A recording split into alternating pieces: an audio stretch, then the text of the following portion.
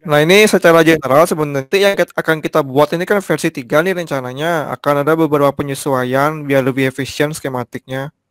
Tapi biar ada bayangan dulu apa yang mau kita buat. Nah, ini dia ya. Jadi robot ini itu jenisnya mobile robot ya. Jadi yang namanya mobile robot kan bentuknya seperti mobile ya, ada roda pasti.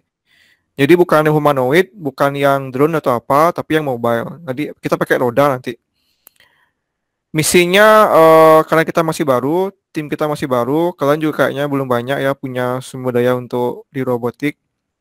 Jadi misinya mungkin nggak apa namanya nggak wah-wah banget dulu ya, penting bisa jalan dulu robotnya gitu ya. Nah untuk tujuan itu kita akan bermain dengan dua perangkat keras ini. Satu kita akan menggunakan controller ya. Kan sudah sering saya ajarkan menggunakan controller ya untuk di apa namanya udah angkatannya Dana sama angkatannya Heri udah sempat saya ajarkan. Itu kemarin saya pakai Arduino Uno ya untuk microcontrollernya. Tapi di project yang kita buat sekarang ini kita akan gunakan yang nano. Ukurannya lebih compact. Jadi nanti robotnya bisa dibuat lebih ringkas ya. Nah ini untuk controllernya. Controllernya kan apa namanya mengatur semua jenis tugas yang berkaitan dengan task-task apa namanya yang krusial, yang terhubung ke hardware. Seperti misalnya untuk kontrol motor ya, motor, kemudian ada servo di sini untuk menggerakkan kamera gitu. Ada relay untuk mengaktifkan beban tinggi yang memerlukan listrik tinggi. Nah, ini akan semua dikontrol oleh si controller ini. Jadi dia real time. Dia real time. Kita perlu sesuatu yang real time untuk bisa mengontrol perangkat keras ini semua. Kemudian di sisi lainnya, kita juga akan bermain dengan yang namanya single board computer ya. Kalau kalian pernah dengar namanya Raspberry Pi ada. Jadi yang single board komputer ini bisa kalian bayangkan persis seperti sebuah komputer, ada CPU ya, ada CPU, ada RAM-nya di sana, ada prosesornya, ada apa namanya port display untuk nyambung ke monitor, ada USB-nya ya, dan segala macam. Nah di sini yang akan kita taruh adalah software yang berkaitan dengan server. Misalnya untuk apa namanya bagian yang terkait dengan antar muka, kemudian terkait dengan WiFi ya, jaringan segala macam, dia akan di sini dia. Jadi di sini nanti isinya adalah hal-hal yang terkait dengan pemrograman server. Nah ini isinya server nanti. Nanti rencananya sama arsitekturnya dengan yang saya buat dulu. Jadi dia akan menggunakan Python nanti di sini. Tapi kita nggak usah bahas terlalu panjang dulu di sini ya. Ini cukup kompleks ini di sini. Yang kita perlu bahas sekarang mungkin di sini, yang di apa namanya di Arduino ini. Nah tugasnya nanti kan kalian sudah saya antarkan tuh semua di Smart System ya, gimana caranya memprogram ini. Nah nanti kita akan simulasikan dulu bagaimana caranya kita membuat API ya, membuat antarmuka pemrograman agar kita bisa membuat apa namanya pemanggilan fungsi untuk mengendalikan perangkat keras paling mendasar dari si robot. Selamat join Pak Umar. Kenapa? Lewat HP Pak Umar. Saya lagi di rumah mertua coy. Oh gitu ya, oke. Ya lanjut. Nah nanti kita akan isi di sini beberapa API. Contohnya misalnya pertama gimana caranya agar membuat robotnya belok kanan atau belok kiri gitu. Kemudian gimana caranya mengontrol kecepatannya, lambat, pelan ya. Kecepatan rodanya berapa gitu. Kemudian API untuk mengontrol sudut kamera, horizontalnya berapa, vertikalnya berapa gitu. Kemudian mungkin nanti kita juga bisa tambahkan beberapa indikator ya seperti lampu LED mungkin untuk mengetahui status sistem atau apa gitu. Nah itu akan semua ditempel di si ini, controller ini. Jadi di sini pure nanti programnya itu kita buat dari Arduino IDE ya. Kan sudah sering kalau menggunakan Arduino IDE. Nah nanti itu akan kita kemas, semua API di hardware itu akan kita kemas nanti. Dia akan terhubung ke si single board komputer ya, itu dengan format JSON nanti. format JSON. Nah, dia akan berkomunikasi via serial. Serial itu bisa dibayangkan kayak kabel USB, cuma dia itu nanti kita ambil dari pinnya dia. Nah, begitu nanti kalau misalnya nanti jadinya seperti ini dia. Kalau misalnya kita ingin mengendalikan motornya ke kiri gitu, nanti di sini akan ada software server ya, ada servernya di sini. Nanti ada antar mukanya, antar muka akan mengirim ke sini, nanti ini akan mengirim ke sini gitu lewat serial. Nah, untuk sekarang progresnya kita akan oprek dulu di bagian sini, di apa namanya di controller ini. Nah, untuk mulai ngoprek dan pembagian tugas itu sudah saya sediakan di GitHub untuk repository. Yang sudah kirim email nanti akan saya invite.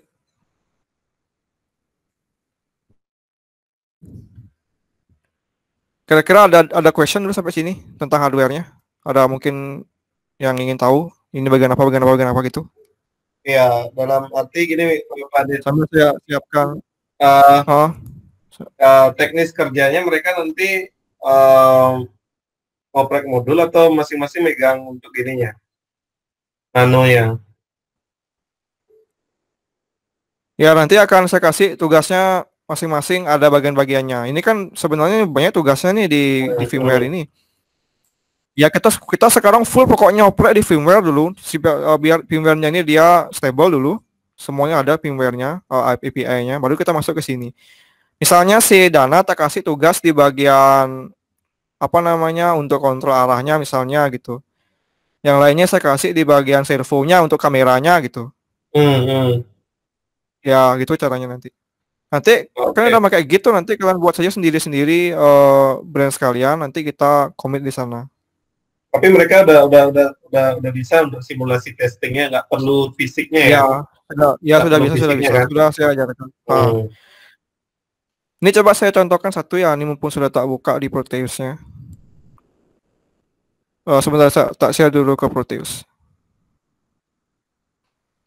Kita bermain di simulasi dulu, nanti masalah hardware kan gampang. Kalau udah selesai coding, tinggal di flash aja ke hardware. Pak Dit. Ya. Nanti gimana mereka testingnya? Testingnya di simulator nanti di Proteus. Simulator di Proteus. Ya, nanti ada di simulatornya. Ya, ada simulatornya.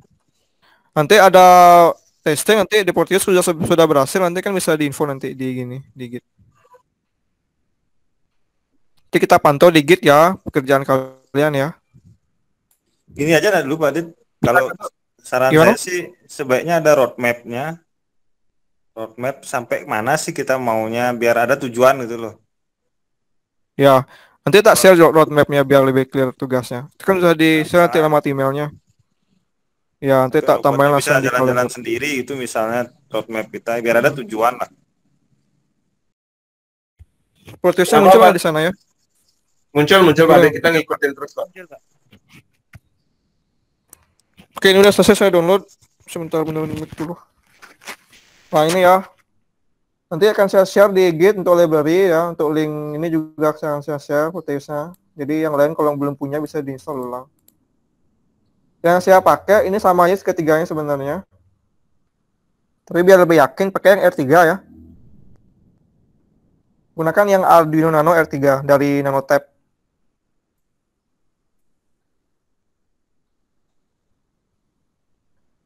Nah, ini sedikit review pinout sama persis seperti Uno. Yang beda cuma di ukuran ya.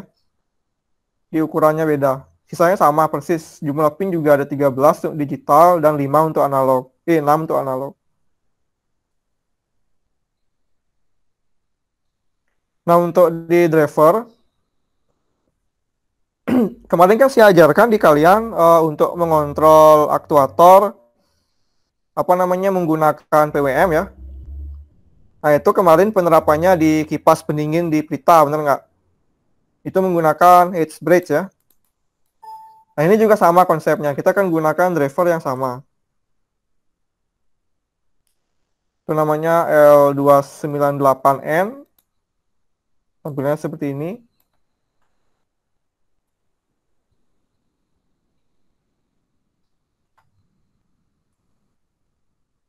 Nah, bedanya adalah kalau kemarin kan kita pakai output cuma satu aja ya untuk kipas.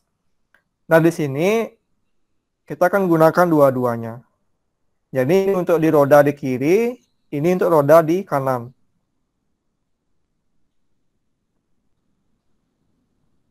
Roda kiri, roda kanan.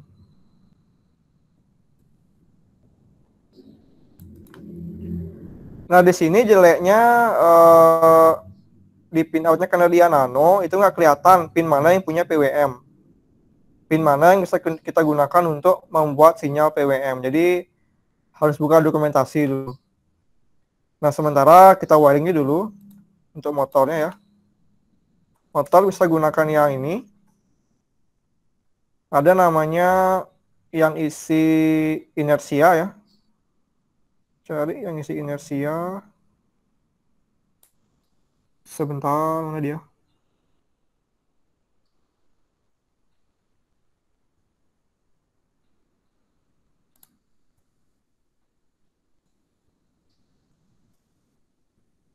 Oke, ini aja. Ini namanya adalah motor BLD CM ya. Brushless DC motor model.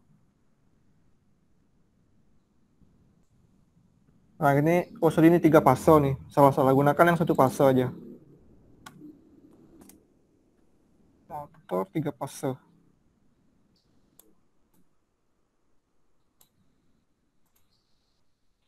Nah, ini dia ya. With inertia and loading. Gunakan yang ini. Motor DC namanya ya. Motor min DC gitu. Nah, ini kita buat 2 aja.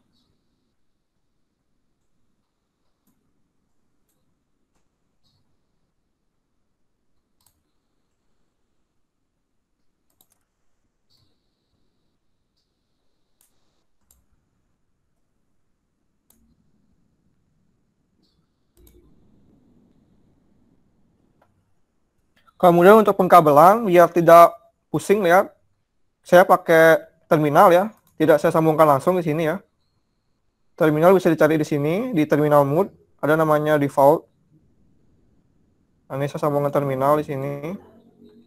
Saya rotate biar dia benang ya. Ini aja rotate di sini.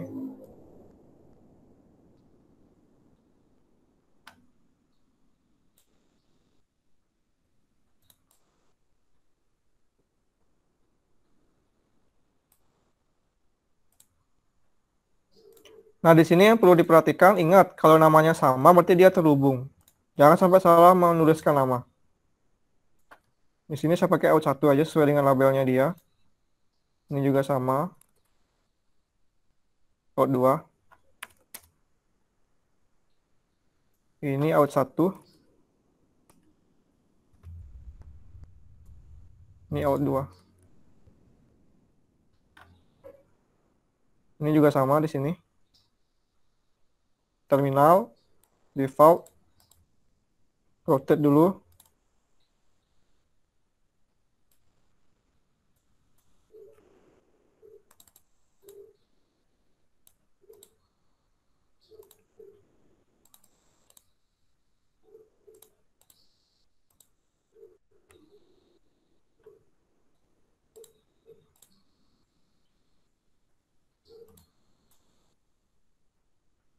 Namanya sesuai dengan label out 4. Sorry. Ini out 3. Out 4. Out 3. Oke. Di sini kalau kalian masih ingat ada banyak pin di sini ya. Ada ENA, ada NB. Di sini ada in 1, in 2, in 3, in 4. Kalau kalian masih ingat, yang in ini gunanya untuk merubah arah putar dari si roda, si motor DC ini. Cara kerjanya karena dia H-bridge, H-bridge ya, jembatan H. Kalau kita buat dia di sini high, di sini low, dia akan searah jarum jam. Kalau kebalikannya, kalau di sini high, di sini low, dia akan berlawanan jarum jam berputarnya. Nah, untuk kecepatannya, kita akan berikan sinyal PWM ke sini. Jadi kita akan PWM-kan dia, semakin besar sinyalnya, dia akan semakin cepat, semakin lemah sinyalnya, dia akan semakin lambat. Ini dia, N ini yang digunakan ya. Ini juga kita mapping gunakan apa namanya terminal juga biar tidak ruwet kabelnya.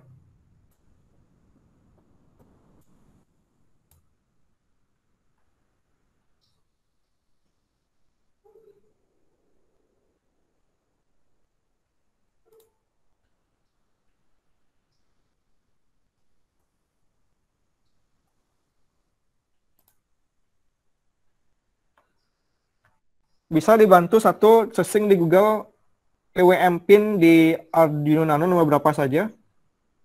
Pin PWM di Arduino Nano. Silakan dibantu biar nanti nggak salah. Yang sedang di desktop.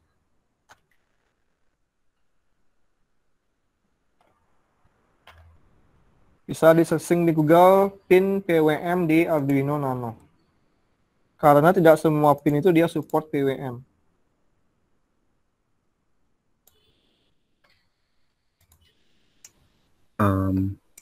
Di Nano katanya sama kayak Uno, Pak. 3, 5, 6, 9, 10, 11. Sama ya? Ya, Pak. Oke. 3, 5, 6, 10, 11 ya? Ya. Ya, Pak. Pin 3 itu reset. Pin 3 reset.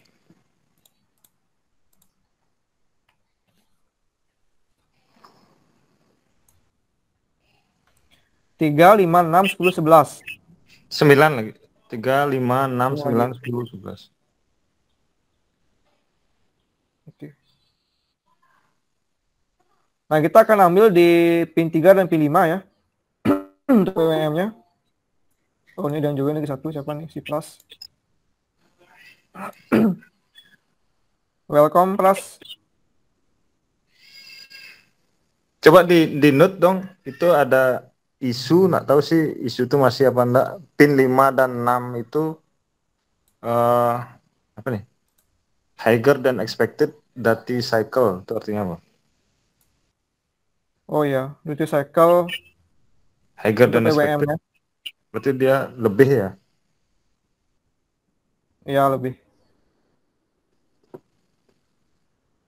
Pin berapa Pak Uma? Pin 35 ya?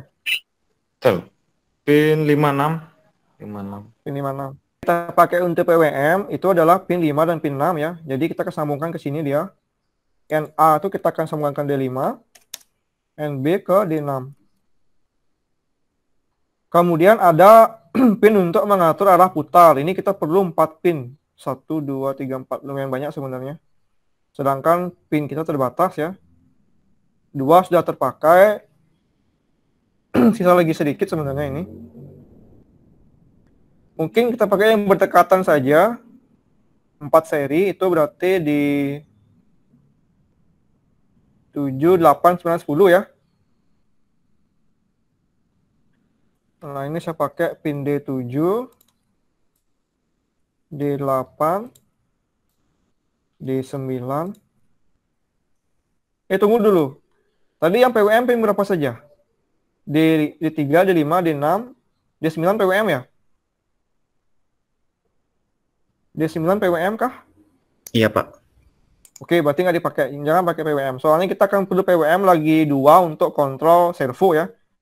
Jadi servo itu nanti gunanya untuk mengarahkan kamera horizontal dan vertikal. Jadi perlu 2 pin lagi di sini. Berarti tak bisa dipakai.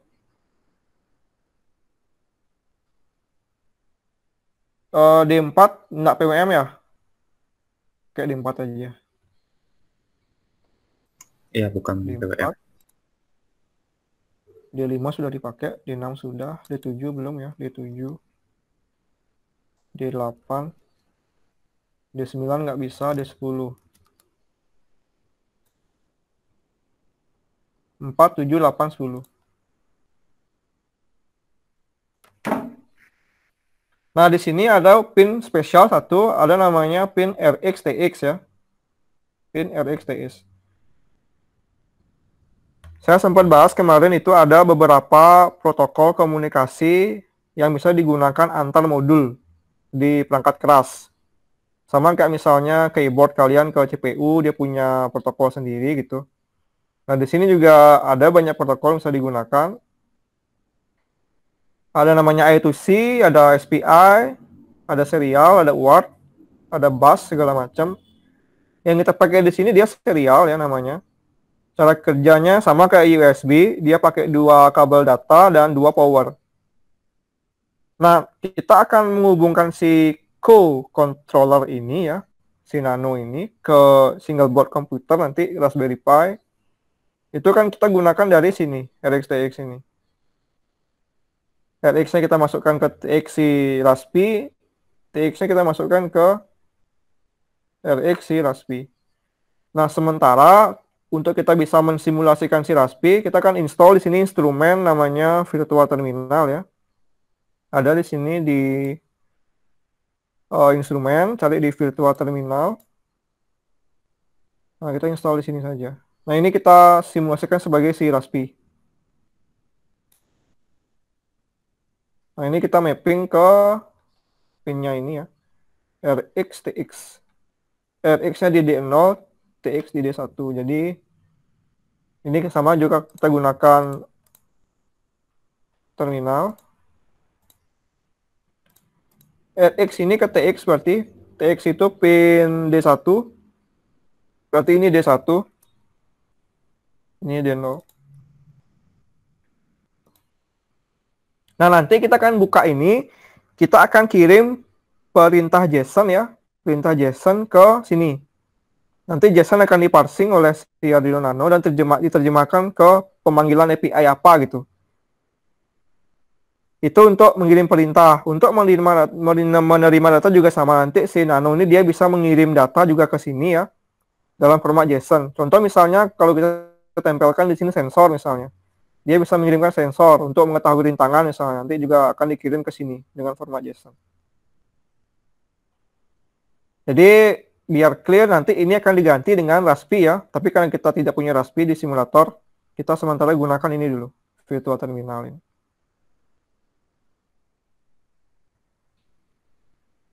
Nah, ini secara ringkas begini saja sebenarnya komponen utamanya dia. Lagi satu kita perlu servo sebenarnya. Coba saya cek dulu apakah ada di sini servo. By the way, semua tahu JSON nggak? Takutnya mereka bingung nanti Pak Adit.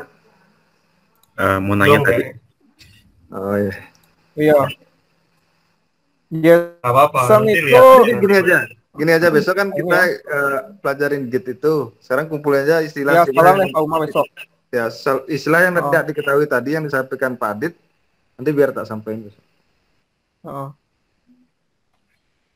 Kalian kasih lihat formatnya, tampilannya, apalah untuk message-nya Pak Uma. Ekstra ya kuliahnya ya. Kalau PWM Pak Adit Cuma 3 mahasiswa yang paham nanti. apa kan PWM sudah saya antarkan kemarin ya di Smart System. Oh iya. Itu udah. Jadi kembali lagi kita refresh lagi sedikit. Nah, ini sudah saya share full screen. PWM itu kita bayangkan seperti di rumah kalian kan ada lampu, bener nggak? Pasti ada lampu. Kalau saya dulu waktu kecil, waktu saya TK lah itu, saya sering bermain dengan lampu. Jadi saya suka mencari saklar saya tek tek tek tek tek gitu. Kalau kalian pencet saklar lampu di rumah kalian dengan tek tek tek tek tek gitu, semakin cepat kan kayaknya kesannya lampu itu redup, bener nggak? Semakin cepat lagi dia akan semakin terang gitu, semakin cepat lagi dia akan semakin terang lampunya gitu. Semakin lambat kalian cetein dia akan semakin redup kelihatan gitu, benar nggak? Nah, PWM juga sama cara kerjanya. Ini kan kita bermain dengan perangkat digital, benar nggak? Yang namanya perangkat digital, ya kalau nggak 0 ya 1, kalau nggak mati ya hidup, kalau nggak true ya false, benar nggak? Jadi setiap pin ini dia hanya bisa mengontrol mati hidup, itu aja intinya. Tapi gimana caranya kita menggunakan mati hidup untuk membuat sinyal analog? Kalau sinyal analog kan dia bervariasi, benar nggak? Kalau sinyal digital itu udah pasti. Kalau dia 0 berarti ground, 0 volt, tidak ada tegangan. Kalau dia high berarti dia 5 volt. Dia 5 volt. Itu sesuai dengan tegangan referensi si controller. Ini kebetulan dia 5 volt tegangan kerjanya. Berarti ketika kita set high di sini otomatis nilai voltasenya ya 5 volt di sini keluar gitu. Kalau langsung kita terapkan ke aktuator, yang terjadi apa? Aktuatornya akan menyala. Sama kayak di Prita ya, kalau kita red, high gitu di pin relay-nya akan menyala gitu. Kalau kita low kan pasti akan mati gitu. Tapi dalam kasus ini kan kita perlu itu bukan cuma sekedar low dan high, tapi juga di antara itu, benar nggak? Nggak cuma 0 volt dan 5 volt, tapi kita perlu 3 volt, 2 volt, 1 volt untuk mengatur ini gitu. Nah, PWM itu memungkinkan kita untuk mendetakkan pin ini ya, dengan sangat cepat. Jadi dia bisa diatur tegangannya berapa gitu. Dia akan turun, kalau dinaikkan dia akan naik lagi gitu. Nah, itu PWM. Tidak semua port mendukung PWM, karena itu perlu yang namanya clocking ya, ada di sana timer, ada. Jadi intinya di dalam si mikro ini ada beberapa blok. Tidak semua blok mendukung di setiap pin ini gitu. Ada pencacah lah modelnya, ada counter segala macam. Jadi cuma beberapa pin aja yang dilengkapi kemampuan PWM. Nah, ini untuk codingnya kita langsung masuk ke Arduino Nano ya, Arduino IDE ya. Pakai C, Pak ya? Waduh. Iya, kita pakai C. Sebenarnya bukan bahasa C sebenarnya, dia namanya emang bahasa Arduino, tapi C-like seperti C. Jadi jangan salah bilang bahasa C ya, karena ini bukan pure C. Dia sudah ada abstraksi lah modelnya dia untuk bisa masuk ke bahasa C. Oh, Kita bisa gitu. programnya bahasa Arduino language. Memang namanya Arduino gitu. Nah, di sini di Git ini saya sudah beberapa sudah distrukturkan ya. Nanti untuk Proteus bisa kalian buka di sini. Nanti saya juga akan save library pendukungnya di sini ya. Bisa diinstal. Kemudian di skematik ini nanti akan saya buatkan PCB-nya. Kan nanti kita perlu PCB otomatis ya. Perlu PCB untuk membuat konektor segala macam. Jadi kan saya tulis di sini PCB-nya. Jadi kita akan latihan membuat PCB juga nanti. Gimana caranya membuat PCB? Jadi nanti rangkaiannya bisa terintegrasi dengan sempurna. Nanti akan ditempatkan di sini dia PCB-nya. Nah, untuk firmware akan kita buat di SRC ini. Ini saya jadikan satu repo-nya karena kita kan sering buka-buka ini. Biar tidak ruwet, jadi loncat-loncat ke repo yang lain. Saya jadikan satu di sini, skematik perangkat keras, simulator, dan kode subur untuk firmware-nya. Sedangkan untuk server dan interface sudah saya buatkan dua repo terpisah. Itu nanti ya, itu masih jauh tuh. Levelnya masih jauh. Kita selesaikan dulu level ini gamenya. Oke. Sudah saya buatkan di SRC, sudah ada main ino di sini. Isinya seperti biasa ya, ada setup, ada loop.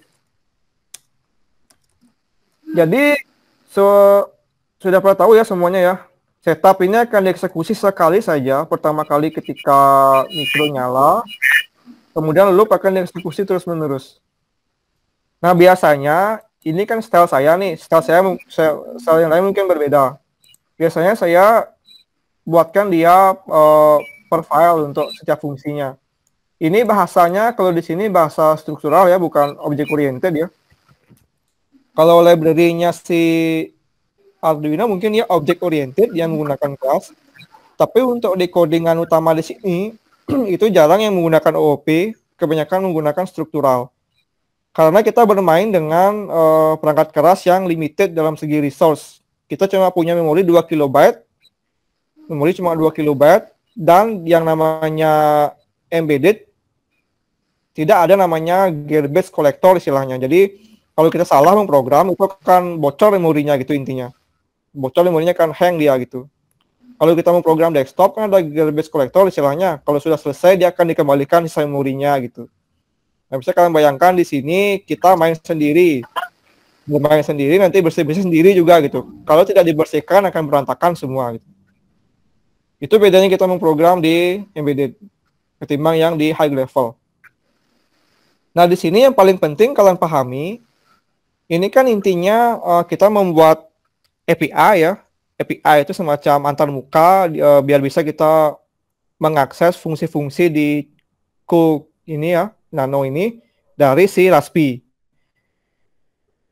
Nah, gimana caranya bisa seperti itu? Otomatis kita perlu namanya protokol, benar nggak? Protokol atau standar yang kita gunakan. Nah, menurut pengalaman saya, cara paling baik itu kita gunakan standar yang sudah ada. Nah, itu adalah JSON ya. Detail dari JSON besok dijelaskan oleh Pak Uma. Nah, di sini yang perlu kalian ketahui, kita menggunakan library untuk bisa menggunakan si JSON. Namanya Arduino JSON ya. Di sini sudah saya simpan example-nya. Nanti juga akan saya share untuk library-nya. Ada namanya Arduino JSON gitu. Di sini ada banyak example yang bisa kalian pelajari juga untuk penggunaan si JSON ini. Coba saya buka satu, soalnya ini string example.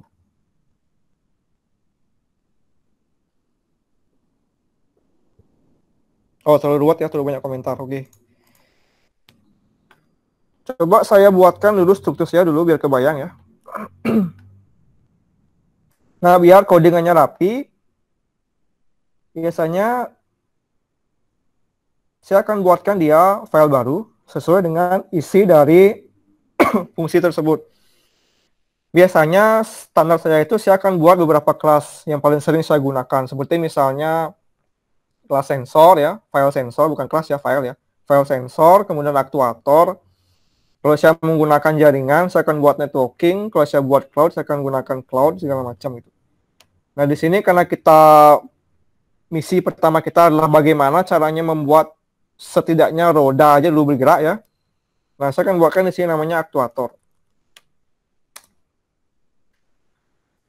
Nah, struktur saya itu biar rapi, di halaman main ya, di program main, itu saya buat seringkas mungkin. Jadi orang lain itu akan gampang melihat bagaimana alur dari software ini. Jangan langsung blok gitu di halaman depannya penuh banget isinya gitu, pusing lihat gitu. Nah, caranya adalah saya akan pecah dia. Penamaan fungsinya saya akan buat di sini nama file underscore fungsi apa yang dia lakukan. Nah, idealnya kan saya buat seperti ini. Karena hampir di setiap file itu akan memerlukan inisialisasi. Jadi pasti dia akan punya setup juga masing-masing. Nah, untuk komentar, kalian bisa buat seperti ini. / bintang, enter gitu. Nah, best practice-nya biasanya di sini adalah ada namanya brief gitu ya. Menjelaskan apa guna fungsi ini gitu. Misalnya gini, fungsi untuk inisialisasi fitur aktuator misalnya. Dia juga biasanya memiliki parameter. Karena dia di sini tidak memerlukan apa, saya akan tulis none gitu. Kemudian dia akan memiliki return. Return ini adalah setelah selesai dieksekusi, apakah fungsi ini mengembalikan suatu nilai atau tidak gitu. Kalau misalnya dia void, berarti tidak ada mengembalikan apapun. Jadi dia none. Kalau dia void, setelah instruksi selesai dikerjakan, maka akan keluar langsung gitu. Tidak ada apa-apa lagi. Biasanya kalau setup, dia akan void. Nah, jadi kalau misalnya kalian membuat file baru, ini wajib ada. Pasti ada setupnya di sini. Sisanya akan saya buat seperti ini misalnya. Void, kemudian aktuator, set direction itu misalnya ya. Nah, ini seperti namanya, fungsi ini akan bisa membuat robotnya bergerak sesuai dengan yang kita inginkan. Kiri, kanan, maju, mundur itu. Atau misalnya di sini juga ada mungkin void, aktuator, set speed gitu misalnya ya. Jadi bisa nanti di set kecepatannya berapa gitu. Nah, yang paling penting di sini ya kita import dulu. Nah, cara ngimport sudah ada di example ya, bisa dibuka di Arduino JSON. Buka satu aja. Nah, di sini ada string import biasanya di awal-awalnya.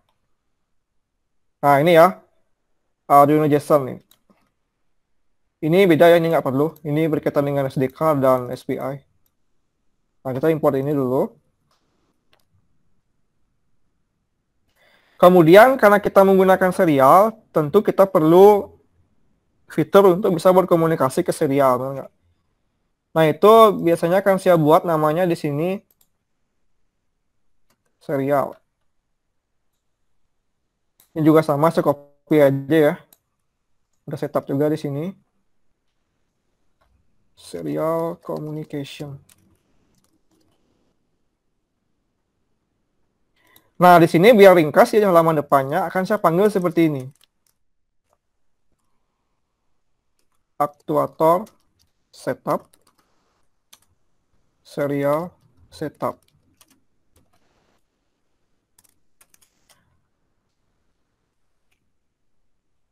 Nah, ini kan kita perlu penomoran, benar nggak? Tadi kita bahas nomor pin di sana untuk pin PWM pin sekian, pin apa namanya arah putar pin sekian gitu ya. Nah, untuk penomoran pin itu biasanya saya buatkan dia header ya, file header. Cara membuat file header itu sama juga, cari new tab. Cari seperti ini. Jadi yang namanya kalau saya buat misalnya .h gitu, itu tidak ada fungsi di sana. Yang ada di sana cuma deklarasi aja, penamaan aja di sana gitu. Nah, di sini saya buat header.h. Nah, di sini akan saya tambahkan penomoran. Nah, untuk untuk menambahkan nomor itu ada beberapa best practice yang perlu kalian ketahui ya. Bisa menggunakan variabel, kalau orang awam misalnya dia menggunakan variabel. Tapi kalau kita tidak menggunakan variabel, kita akan menggunakan semacam makro ya. Kalau makro itu bahasa singkatnya kayak tanda lah modelnya. Nanti setelah dikompil, nomor itu akan langsung ditulis ke firmware-nya, tidak disimpan di memori. Itu bisa menggunakan define ya. Seperti ini, define gitu.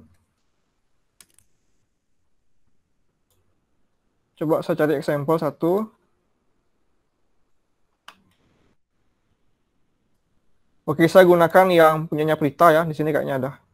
Biar kelihatan satu contoh. Nah, ini punyanya Prita, kalau kelihatan di sana. Nah, kita akan mendefinisikan seperti ini. Jadi nomor pin itu akan kita tulis seperti ini dia. Dengan demikian, kita tidak membuang-buang memori.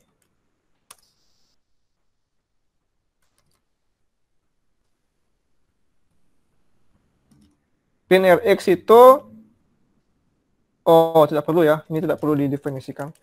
Yang perlu adalah NA, kemudian NB, kemudian IN1, IN2, IN3, IN4.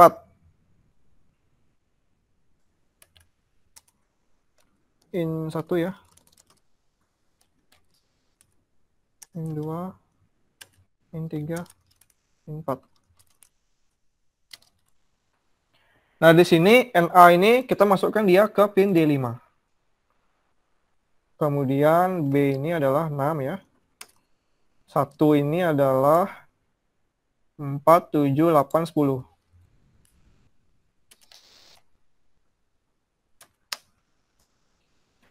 Saya contohkan dua solusi untuk mendefinisikan pin. Biasanya ada yang buat seperti ini juga. INT, NA sama dengan 5 gitu.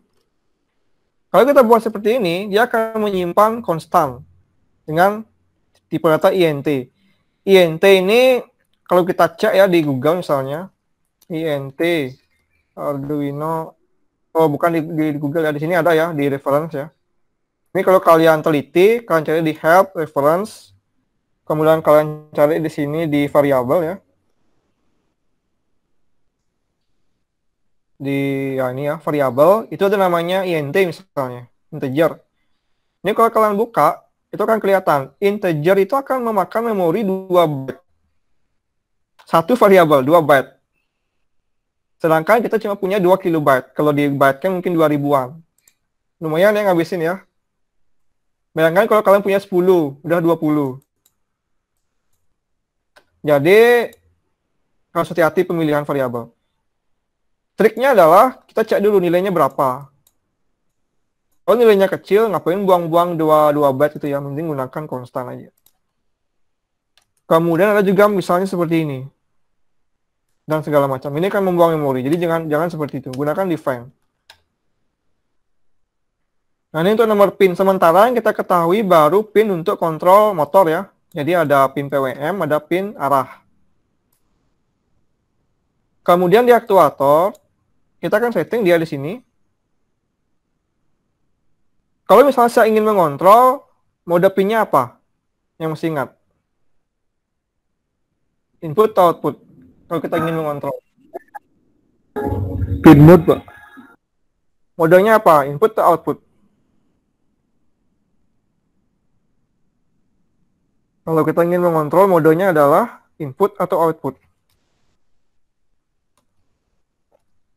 Ayo.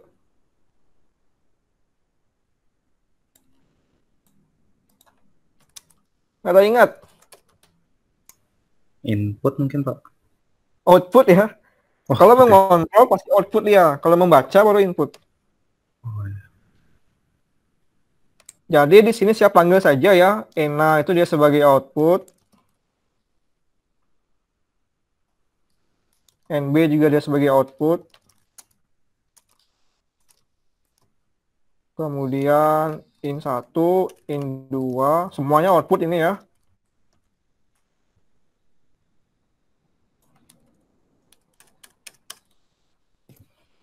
Nah, di sini akan dieksekusi, akan disetel bahwa pin-pin ini dia akan berfungsi sebagai output. Jadi, dia akan menulis semacam sinyal nanti, entah itu digital atau analog.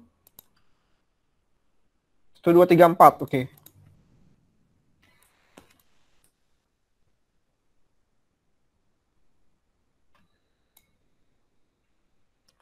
Nah, nanti yang kita buat di sini, ini kan kita buat di setup ya. Nah, dia akan dipanggil di sini. Nah, untuk di serial, kita akan buatkan dia begin ya. Untuk memulai komunikasi serial. Kita buat 9600 saja. Semakin kecil, semakin stabil, semakin besar, semakin tidak stabil. Tapi jeleknya dia bandwidth-nya kecil. Kalau misalnya nanti kita ingin berkomunikasi dari si Raspi dengan si Arduino ini, dengan JSON yang besar, dengan kecepatan yang besar, misalnya real time cepat gitu, mungkin kita perlu menambahkan ini, mungkin bermain di 11.000 ya. Ini bisa kelihatan di sini berapa aja ada. Oh, nggak usah dibuka karena nggak terhubung ke boardnya. Misalnya 11.250, 11.250 gitu misalnya. Ada juga misalnya 5.600 atau 56.000. Nanti kita sesuaikan. Tapi sekarang kita gunakan dulu yang paling kecil. 9.600 bit per second.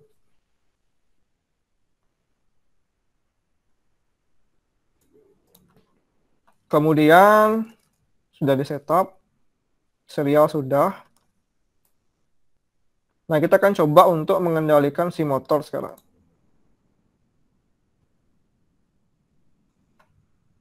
Sementara saya akan coba dulu testing ya, apakah pengkabelannya sesuai. Caranya ya simple, kita bisa putar motornya ya. Digital write. In1, kita akan low-kan. In2 kita akan high-kan. Kita set PWM-nya. Analog write ya. Analog write di sini kita tambahkan 255. Ada yang masih ingat di mana saya dapatkan nilai 255 ini? Kenapa saya gunakan nilai 255 di sana? Dapat dari mana itu? Pras, ingat ya, Pras. Pras. Iya, Pras. Ya Pak, halo Pak. Enggak ingat lah. Dana mungkin Dana baru kemarin saya ajarkan nih PWM. Nilai maksimumnya ya kalau nggak salah ya. Ya dapat dari mana itu nilai maksimum itu? Waduh, lupa juga sih sebenarnya. Dapat dari spesifikasi si microcontroller ya. Jadi yang Arduino Nano ini kan dia menggunakan microcontroller ATmega berapa? 328 ya. PWM itu punya resolusi sebesar 8 bit. 2/8 berapa? 256 ya. Tapi karena kita mulai dari 0, maksimal 255. Jadi kalau beda controller mungkin beda resolusi dari PWM-nya. Mungkin kalau yang lebih canggih mungkin dia bisa 10 bit PWM-nya atau 12 bit ya. 10 bit 2/10 mungkin 1024 ya. Jadi lebih teliti dia dalam pengiriman sinyalnya.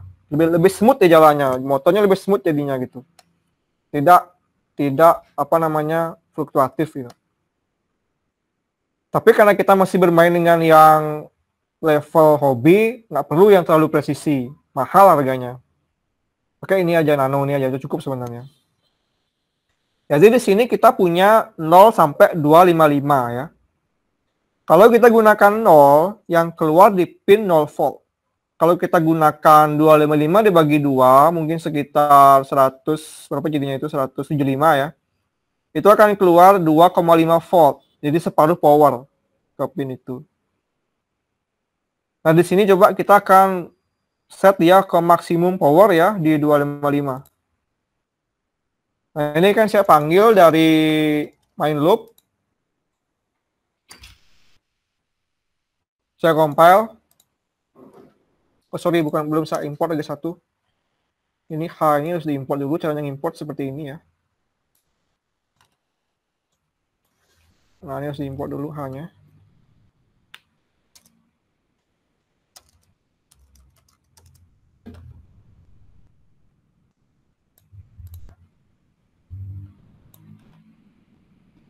Ini saya export ya, sketch export. Sorry, belum ada.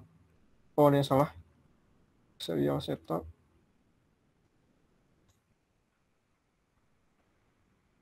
Namanya belum saya ganti.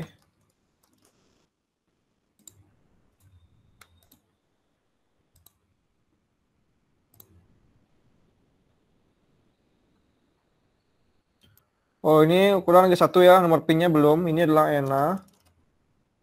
Ini NB. Cek lagi.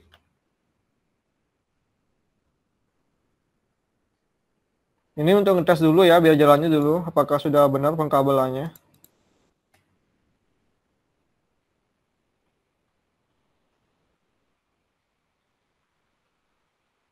Selesai kompilasi, langsung dimuat ke Proteus.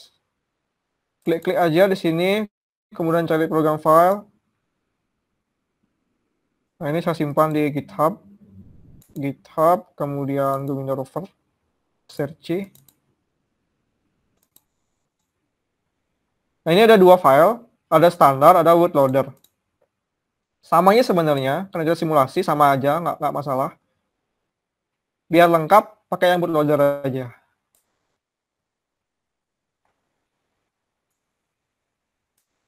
Bisa di run ya.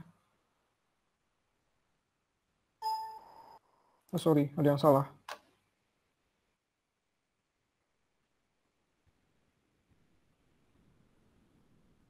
Oh, sorry. Kabelnya belum lengkap ya. Lupa saya, ini belum lengkap kabelnya ini. Ini belum ya. Sorry. Nah, ini yang perlu kalian ingat di sini. Kembali lagi ya, kita gunanya pakai ini apa gitu. Tadi lupa saya jelaskan nih. Gunanya kita pakai ini apa gitu. Pak, ini drivernya fungsinya apa Pak gitu. Fungsinya sesuai dengan namanya untuk mendrive ya. Untuk mendrive. Maksudnya mendrive. Ini pin yang keluar dari sini kan dia tegangan rendah, bener nggak? Seperti yang saya bilang tadi, dia digital dengan tegangan kerja 5 volt. Jadi kalau dia low dia akan 0, kalau dia high dia akan 5 volt. Dan yang namanya tegangan kecil ini, dia tidak akan bisa mentenagai beban besar seperti motor. Motor ini mungkin biasanya 12 volt. Plus dia akan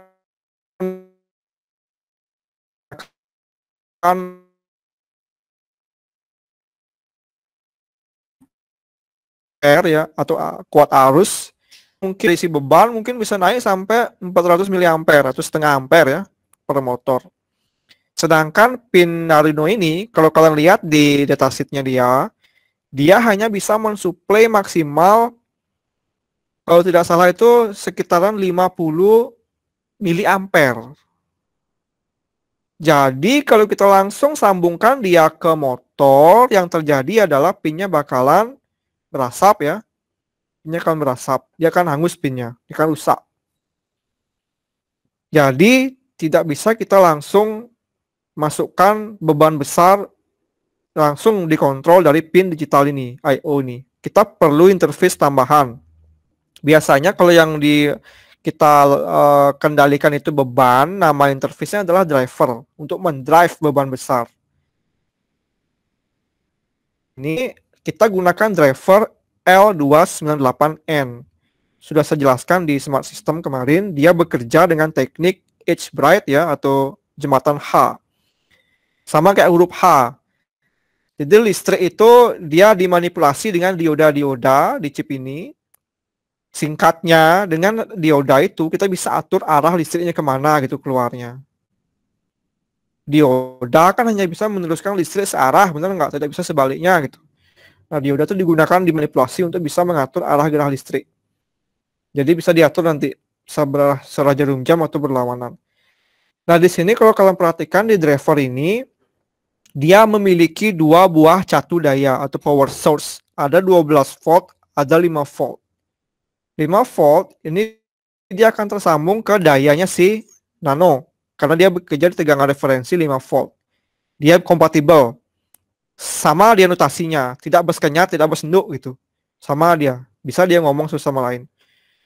Sedangkan ke motor, dia ngomong beda tegangan, dia tegangan 12 volt. Jadi kalau kita sambungkan ke sini, dia akan hangus gitu. Nah, kita akan supply dia dengan sumber daya tambahan 12 volt. Nah, nanti realnya di robotnya itu kita akan tempelkan 2 baterai VIP ya. Kalau baterai VIP itu kan dia seri 16805 kalau nggak salah namanya. Agak gede ukuran baterainya. Itu dia mungkin diisi mungkin barang 4 biji mungkin. 3 kali 4 kan 12 ya. Nah, dia akan diisi 4 biji. Nah, baterai itu dia akan langsung disambungkan ke 12 volt ini gitu. Otomatis si motor ini langsung dia ngambil daya dari si baterai. 12 volt itu. Nah, daya 12 volt itu akan di-drive cepatannya dan arahnya oleh si driver. 12 volt akan diturunkan menjadi 10, 8, 7, 6, dan seterusnya sesuai dengan instruksi dari si nano. Dan arahnya apakah dia ke kiri atau ke kanan oleh si nano juga gitu. Itu fungsi dari si L298M. Nah, perlu kalian ketahui teknologi driver motor itu sudah sangat maju sekarang. Kalau yang kita pakai ini mungkin teknologi tahun 80-90-an ya. Dari segi efisiensi mungkin tidak seefisiensi barang baru di zaman-zaman sekarang. Tetapi untuk kemudahan, biar tidak runyam urusannya, ya saya kenalkan dulu yang hybrid ini. Nanti pengembangannya mungkin kita bisa ganti dia dengan seri yang lebih baru, yang lebih efisien. Tidak terlalu banyak membuang daya gitu. Nah, gimana pengkabelannya? Seperti yang saya bilang tadi, otomatis kita perlu mensuplai dia untuk 12 volt ke motor. Caranya ya kita tambahkan di sini di generator ya. Ada di sini namanya generator mode. Kita gunakan DC di sini. Tambahkan tegangan DC. Nah, ini kita setel ya, klik 2 kali. Kita buat di sini 12V itu biar kelihatan. Dan voltasenya set ke 12. Oke, dan kita sambungkan ke sini. Ini ada ground, tambahkan di terminal ground.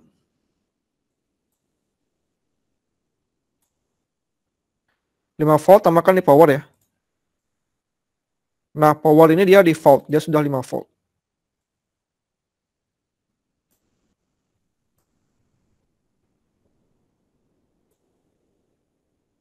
Di sini ada lagi 2. Ini harus disambungkan ke ground.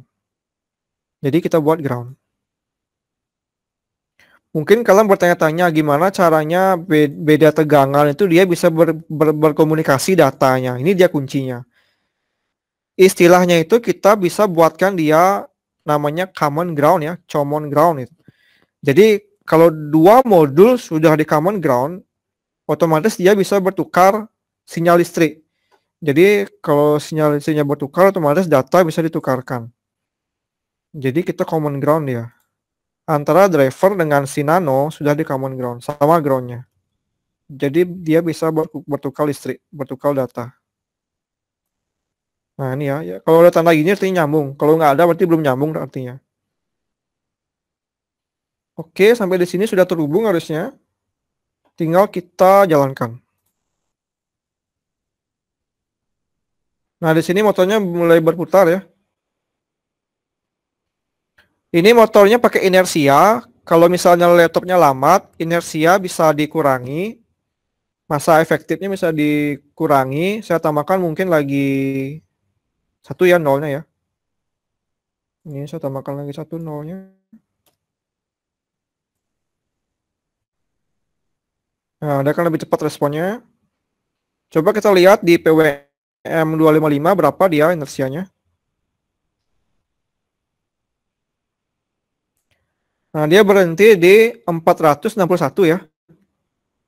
Nah, ini full speed nih. Di simulasi ini maksudnya full speed nih. Cepatnya full. Coba kita manipulasi lagi sekarang. Kita set ke 200. Berapa dia nilainya? Compile lagi.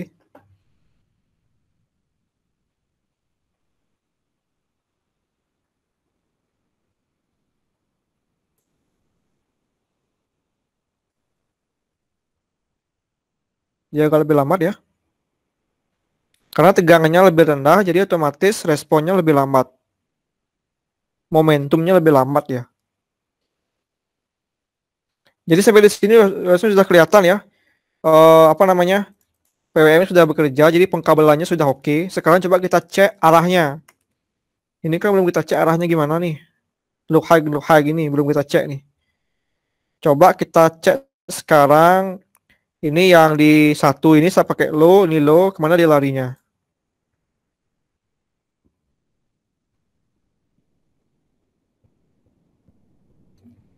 Dia lari berbalik ya. Ini searah jarum jam, ini berlawanan jarum jam. Ini kalau kita pakai roda, kita flip, harusnya memang seperti ini ya. Satunya di sini searah, satunya lagi sama harusnya, sama nih harusnya. Berarti ini kebalik ini. Berarti yang di sisi kanan itu harusnya seperti ini dia, harusnya high, harusnya low. Seperti ini. Nah, dia akan searah. Jadi kalau mau mengganti arah, tinggal di flip saja. Low high-nya di flip. Kalau misalnya kita samakan gimana Pak jadinya Pak? Ini low, ini low, ini low, ini low. Atau ini high, gini high, gini high, gini high. Apa yang terjadi? Secara teori dia akan mati. Nanti kita coba cek ya, gimana jadinya. Sementara kita flip dulu, biar dia sama putarannya. Mau nggak dia sama? Oke, sama ya. Sudah searah dua-duanya. Nah, sekarang coba kita flip. Dua-duanya kita flip jadi low-low gitu misalnya. Ini low-low, ini high-high. Apa yang terjadi? Compile lagi.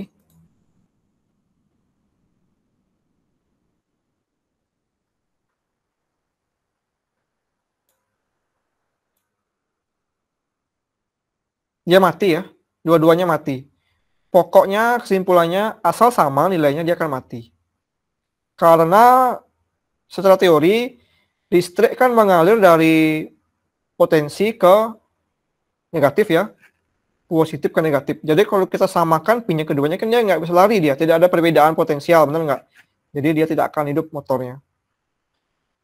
Sampai di sini kesimpulannya, kalau kalian ingin mematikan robotnya biar dia tidak jalan, ya kalian samakan ini. Bisa di low-kan atau di high-kan. Tetapi dari segi efisiensi, kita low-kan dia. Karena high kan perlu power, kalau low tidak perlu power. Kita akan low-kan dia akan mati robotnya gitu.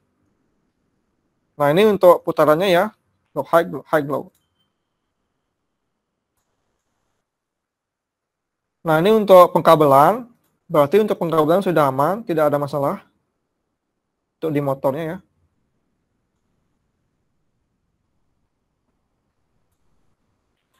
Nah selanjutnya, itu kita bisa bermain di komunikasi serial. Ini biasanya yang paling sulit di komunikasi serial ini. Kita harus memapping data serial yang masuk itu menjadi semacam percabangan. Misalnya serial JSON yang akan masuk ke perintah apa namanya arah ini, gimana formatnya gitu. Di sini yang susah nanti. Nah, sebelum ke sana, kita perlu tahu dulu lebih detail tentang JSON dan tentang bagaimana caranya berkolaborasi menggunakan Git. Nah, itu akan diantarkan besok sama Pak Uma ya. Kita akan belajar bagaimana berkolaborasi menggunakan Git, gimana sistem kerjanya. JSON itu seperti apa bentuknya dulu, kemudian cara nulisnya gimana gitu. Nah, setelah kita punya bayangan, nanti saya akan lanjutkan gimana caranya memapping perintah dari serial ini agar dia bisa masuk ke sini, setiap ini, fungsi-fungsi ini. Jadi nanti kita bisa setting nanti dari sini, dari terminal ini, dari virtual terminal ini ya. Jadi bisa dicari di debug, kemudian virtual terminal. Nanti bisa dimasukkan di sini nilainya berapa gitu. Misalnya JSON-nya apa gitu. Di enter, nanti dia akan diproses oleh si Nano. Akan diterjemahkan menjadi instruksi sesuai dengan instruksi JSON-nya. Misalnya untuk mengatur kecepatan, arah gerak, dan segala macam.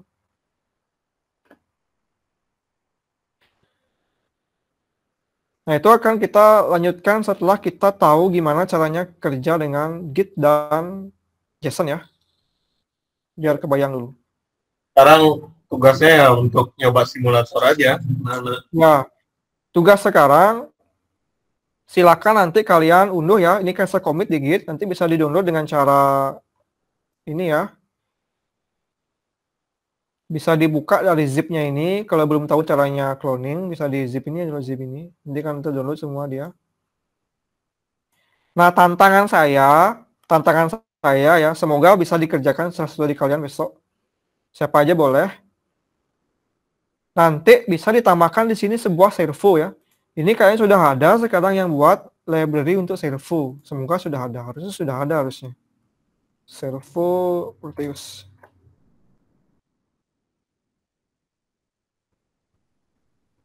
Proteus library ya. Kalau ada kamera kan paling enak kameranya bisa digerakin bener nggak, ke kanan ke kiri, ke atas ke bawah. Kalau statik kameranya nggak seru, kita harus putar robotnya untuk bisa melihat. Tapi kalau ada servo, robotnya bisa diam tapi kepalanya bergerak gitu. Jadi bisa lebih silent ya, nggak terlalu berisik. Nah, untuk bisa kita mengendalikan arah kamera, itu kita perlu namanya motor servo. Nah, di sini kebetulan untungnya sudah ada ya di sini ya. Library untuk si servo ini. Coba saya lihat dulu gimana bentuk library-nya ini. Semoga bisa digunakan.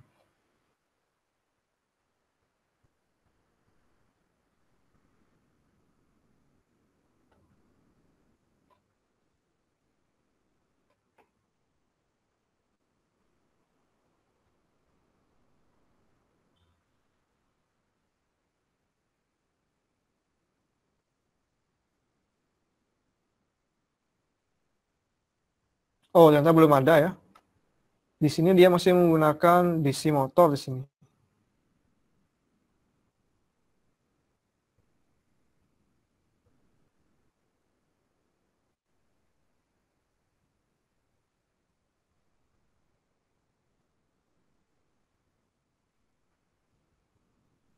Oh, sudah ada, sorry. Sama ya bentuknya seperti DC motor ya. Ada di part, kemudian cari di servo.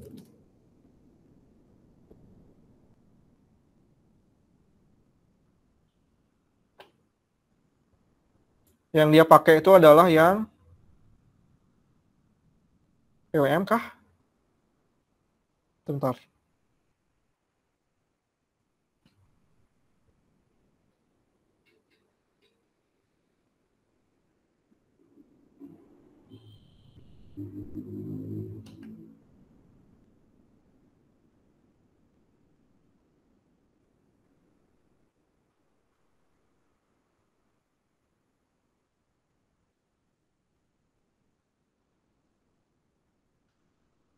Oke, coba saya contohkan satu ya. Nanti kan tambahkan lagi satu ya. Karena kita pakai dua sekarang. Nah, untuk menyontohkan satu biar ada bayangan. Nah, dia di sini menggunakan motor servo. Entah nggak tahu nih yang ini apa yang ini. Tapi dari namanya sih kayaknya yang ini ya, karena dia ada PWM-nya di sini. Coba tambahkan satu. Nanti jadinya adalah seperti ini. Kamera servo.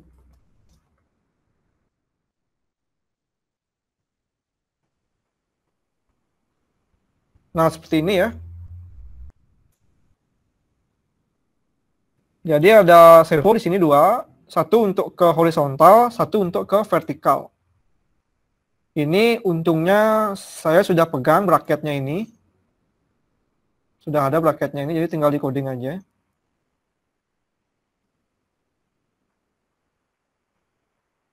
Nah, servonya itu bentuknya nggak bulat ya, kayak di simulator. Bentuknya kayak ini dia. Nah, biru-biru ini. Servo ini ada banyak sekali jenisnya. Yang membedakan biasanya torque Q-nya, kemampuan dia untuk mengangkat beban.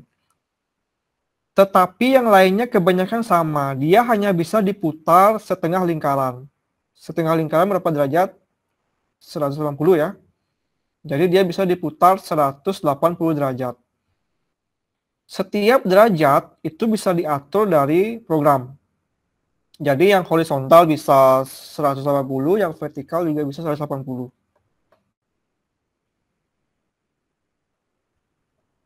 Tadi pin PWM-nya sisa berapa ya? Pin 3 sama 6 ya PWM ya? Benar nggak? 3, 6 ya? Sorry, 6 udah dipakai ya. 3, 9 belum ya? Saya pakai pin 3. Nah, di sini lihat tadi Proteus.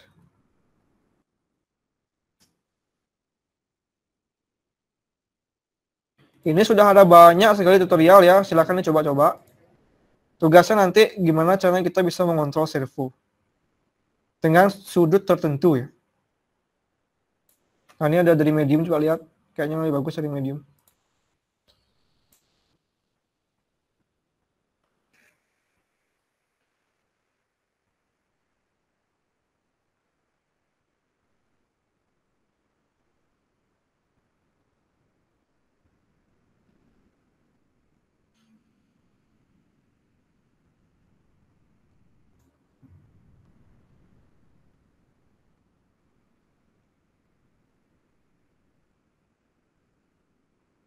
Saya masih tidak yakin ini yang mana yang digunakan untuk servonya. Apakah dia menggunakan library tambahan atau yang built-in?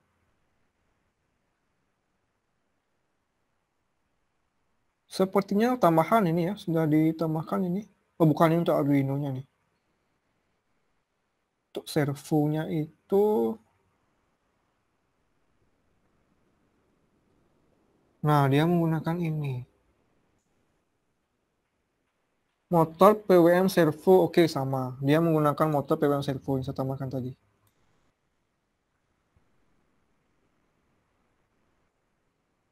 Nah, di sini tombol tengah itu dia gunakan sebagai data PWM, tombol paling atas sebagai sumber daya.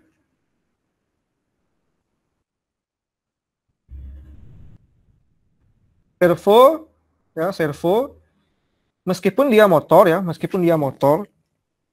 ini juga motor, tapi satu yang membedakan adalah dia umumnya itu menggunakan daya lebih kecil ketimbang si motor DC ini. Bedanya kenapa bisa begitu? Karena kalau motor DC kan dia konstan ya, ketika dinyalakan dia akan langsung berputar gitu terus menerus. Tapi kalau servo, dia cara kerjanya agak berbeda. Dia tuh motor tapi dia tidak berputar, dia itu menahan. Dia menahan. Dia berputar hanya ketika di-apply sinyal untuk menggerakkan sudutnya gitu. Sisanya dia tidak akan berputar, dia akan diam. Tek gitu.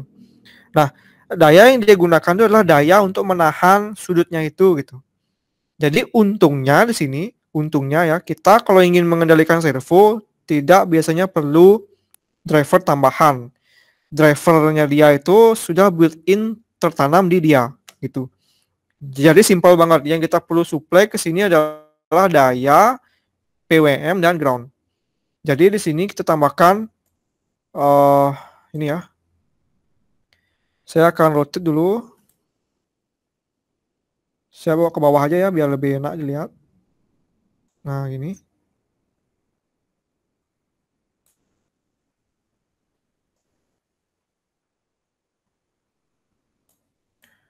Jadi ini adalah positif. Tambahkan di terminal, kemudian cari power. Rotate ya.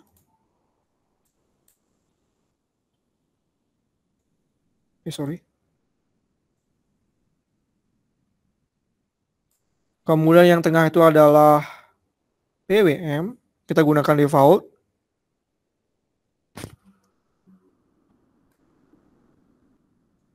Lagi satu adalah ground.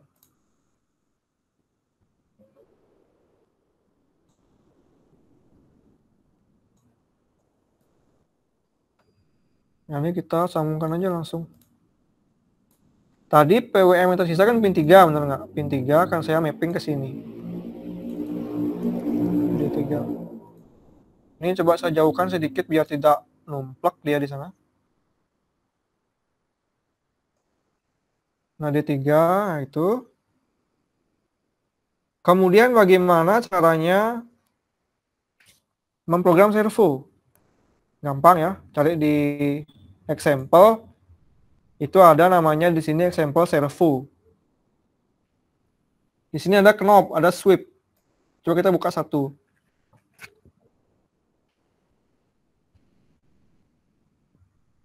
Kalau knob ini dia menggunakan potensio. Jadi kalau kita putar, servo juga ikut berputar. Jadi jangan gunakan ini. Kita perlu potensio di sini. Jadi gunakan yang lagi satu ya. Gunakan yang sweep itu. Cari di servo. Nah, tadi dia servo ya, servo sweep. Kalau sweep ini dia bekerja seperti apa namanya? Penghapus hujan di mobil ya. Di mobil kan ada penghapus hujan tuh, dia akan kalau dinyalakan dia akan gerak jadi kiri kanan gitu ya, kayak menghapus itu. Cret gitu. Nah, ini cara kerjanya sangat simpel sebenarnya. Kalau menggunakan servo, kita gunakan library servo. Nanti kita buatkan objek di sini servo gitu. Nanti kita attach pin servonya berapa, pin PWM-nya. Kita gunakan pin 3 di sini ya. Gunakan pin 3. Nanti dia akan di loop di sini. Dia digunakan sampai 180, mewakili 180 derajat. Jadi loop pertama dia akan ke kanan gitu, sudah mentok di 180, dia akan kembali ke kiri, set gitu. Coba kita tes ya, apakah dia mau langsung berjalan. Di sini di example ini yang saya ganti cuma di pin 3 saja. Cuma diganti pin 3 saja. Coba saya compile. Ini saya copy ya. Saya tambahkan di sini ya. Sorry. Saya import servo.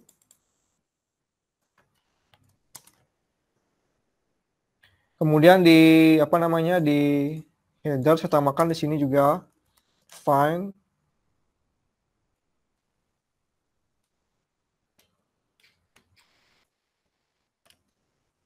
Nah, ini adalah servo horizontal nih. Nanti yang vertikal kalian punya tugas untuk mengerjakan. Yang horizontal ini saya set di pin 3. Yang vertikal kalian yang ngerjakan nanti ya. Ini saya coba contohkan satu dulu. Nah, ini servo H. Otomatis di aktuator juga saya setting dia sebagai output ya. Pin mode. Servo H output. Kemudian saya akan copy saja kode program yang dari sweep ini.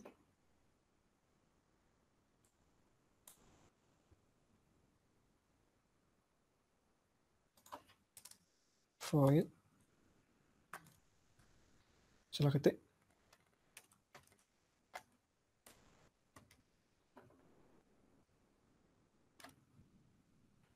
Mungkin namanya nanti adalah aktuator kamera ini ya. Move kamera ya. Set kamera. Ini belum final, fungsinya nanti mungkin bisa direvisi nanti biar lebih jelas.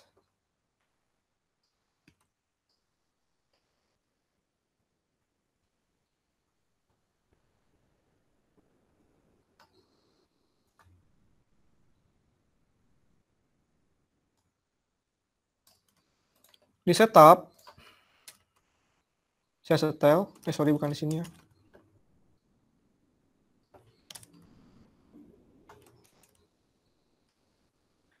Nah, di sini ini kan baris ini adalah gunanya untuk membuat sebuah objek. Jadi meskipun dia di sini struktural penamaan bahasanya, tapi untuk memakai library kita akan menggunakan dia objek. Jadi yang OOP itu di library-nya dia ditulis OOP, tapi di di penggunaan realnya ini biasanya dia struktural. Di sini ada beberapa best practice yang perlu kita ketahui. Kembali lagi alasnya adalah karena kita punya memori cuma 2 KB. Objek ini tentunya akan memakai banyak memori ya. Nah, kalau kita menulis objek, kita buat di luar ini ya, ini kan di luar nih, tidak di dalam fungsi, benar nggak? Ini fungsi, ini dia di luar. Dia akan menjadi objek global, skopnya dia global.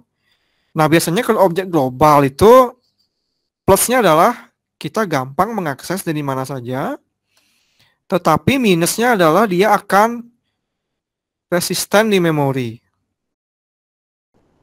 Nah, apa itu variabel global? Dia didefinisikan di luar fungsi yaitu scope class. Jadi apapun variabel yang ditulis di luar fungsi, ini kan fungsi ya, ini fungsi, ada kurung-kurung ini fungsi. Pokoknya kalau di luar ini dia akan jadi global. Dia akan langsung memakan memori strike ketika dinyalakan plug gitu numplok. Nah, ini contohnya nih variabel global ya. Nah, gimana caranya menghemat? Selain menggunakan definisi seperti saya buat tadi, bisa menggunakan konstan dengan pointer. Nah, ini skopnya jauh nih. Nanti kita bahas ini. Kalau sekarang kita bahas habis waktunya ya. Tetapi tujuannya biar memberikan kalian bayangan bagaimana sih alokasi memori di mikro gitu. Nah, setelah global ada namanya heap. Nah, heap ini adalah variabel yang dialokasikan secara dinamis. Bedanya apa? Sama seperti global sebenarnya dia, cuma dia ini tidak bisa diprediksi oleh si compiler. Jadi di sini nggak kelihatan berapa heap itu menggunakan memori. Karena heap itu biasanya dia di dalam fungsi ya. Di dalam fungsi itu dia menggunakan heap. Nah, ini misalnya ya, ada di dalam fungsi main gitu. Nah, masalahnya adalah heap ini ya. Heap ini itu paling sering digunakan oleh variabel yang ukurannya tidak diketahui saat waktu kompilasi. Dia tuh umurnya panjang misalnya variabel ini, resisten ya di memori. Nah, di sini biasanya kendala utamanya adalah heap ini ya, bagian heap ini, dia itu tidak seperti variabel global yang tersusun rapi, set gitu. Heap ini dia bisa terfragmentasi, dia itu bisa pecah-pecah. Seperti ini misalnya. Misalnya kita menggunakan 3 blok memori gitu. Kemudian yang di sini itu sudah keluar ya, sudah selesai dieksekusi. Tapi di sini belum gitu. Nah, jeleknya adalah di sini udah hilang, tapi di sini belum hilang gitu. Jadi dia terfragmentasi dia. Pecah-pecah dia gitu. Masalahnya kalau pecah gimana Pak? Ya masalahnya kalau pecah ya nggak bisa dialokasikan ya. Coba kalian lihat di sini gambar ini. Ini kan heap ya. Misalnya sudah dipakai di sini 1 blok, 3 blok dipakai. Blok pertama dan blok ketiga sudah hilang, sudah selesai dieksekusi. Sudah selesai fungsinya. Tetapi blok kedua ini masih tersimpan. Nah, sekarang ada lagi instruksi selanjutnya yang ingin mengalokasikan 2 blok gitu. Dia tidak bisa menggunakan blok 1 dan blok 3. Dia harus bisa menggunakan dari blok 1 dan blok 2. Sedangkan blok 2 ini sudah terpakai gitu. Kan nggak bisa jadinya, dia akan crash gitu. Itu kendalanya. Jadi heap ini, stack ini sangat-sangat harus dikelola dengan hati-hati. Jangan sampai kita membuat fragmentasi di memori gitu. Nah, ini ya contohnya fragmentasi. Ini sudah selesai, tapi ini belum gitu. Bisa segini. Jeleknya mikro tidak bisa menggunakan memori langsung ke sini dan ke sini. Dia harus langsung nyambung ya. Kalau gunakan 2 blok ini, nggak bisa blok ini. Jadi nggak bisa dia. Harus sejajar segini ya, sama ya. Satu gini, satu sisi dia gitu. Kemudian ada juga namanya stack. Nah, stack ini dia lokal semua dia ada di dalam variabel. Ini ya, misalnya int 342 gitu. Dia kan di dalam fungsi main nih. Fungsi main dia jadinya dia adalah stack dia.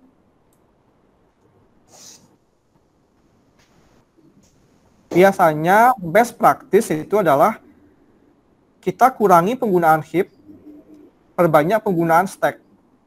Karena kalau stacknya itu udah hilang semua, kan dia di dalam fungsi nih. Stacknya kan dalam fungsi. Otomatis kalau fungsi sudah hilang, sudah selesai dieksekusi, kan dia otomatis isinya sudah selesai semua, benar nggak? Udah kosong semua nih isinya. Tidak ada setengah-setengah. Jadi dia akan langsung dirilis semua bloknya itu. Tidak ada blok yang dirilis separuh-separuh gitu. Tapi kalau misalnya heap ini, dia masih bisa dirilis separuh-separuh. Heap ini dia bisa ditaruh di dalam fungsi, bisa di luar fungsi. Contohnya kalau misalnya kita buat ini, servo ini, dia akan tersimpan beberapa di global, beberapa di heap. Jadi kalau misalnya kita bisa membuat objek ya, bisa membuat objek yang tidak digunakan di banyak fungsi, tapi hanya di fungsi tertentu saja, paling best practice adalah kita move dia dari global ini ke stack. Kita kan tempel dia di dalam fungsinya ini gitu.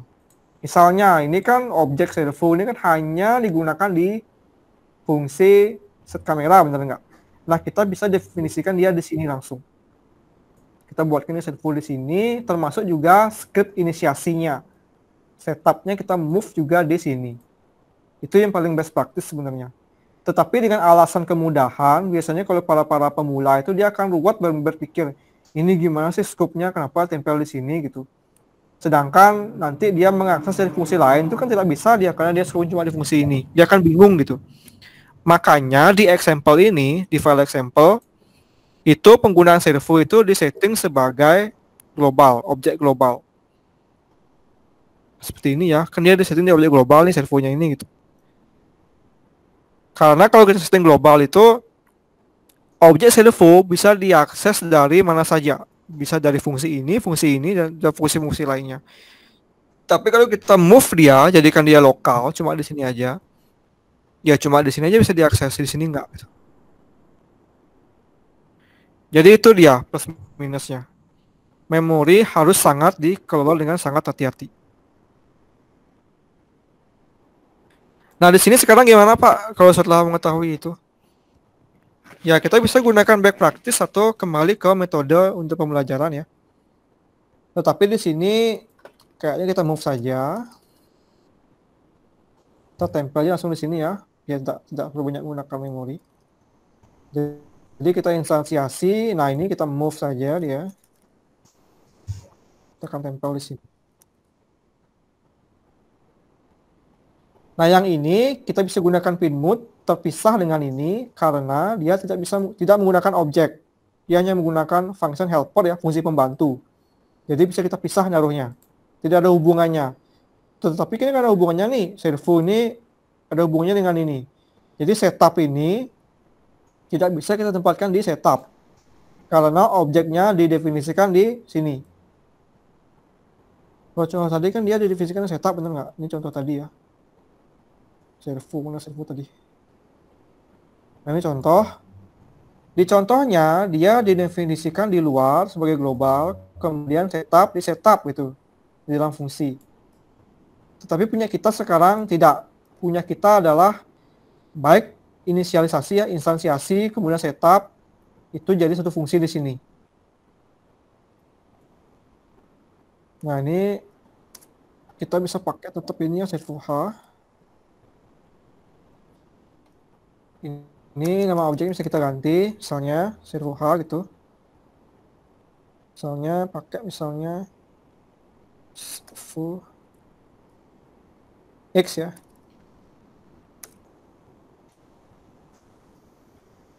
Pin gitu ya. Ini saya gunakan pin ya, biar tahu ini konstan pin ya. Saya tambahkan pin di sini semuanya. Biar tidak bingung ini variabel apa sih gitu. Nah, ini juga saya tambahkan pin semua di sini, pin. kita pakai X ya, X horizontal, Y vertikal. Nah, di sini sudah set sebagai output, kemudian di sini sudah saya definisikan objeknya servo X.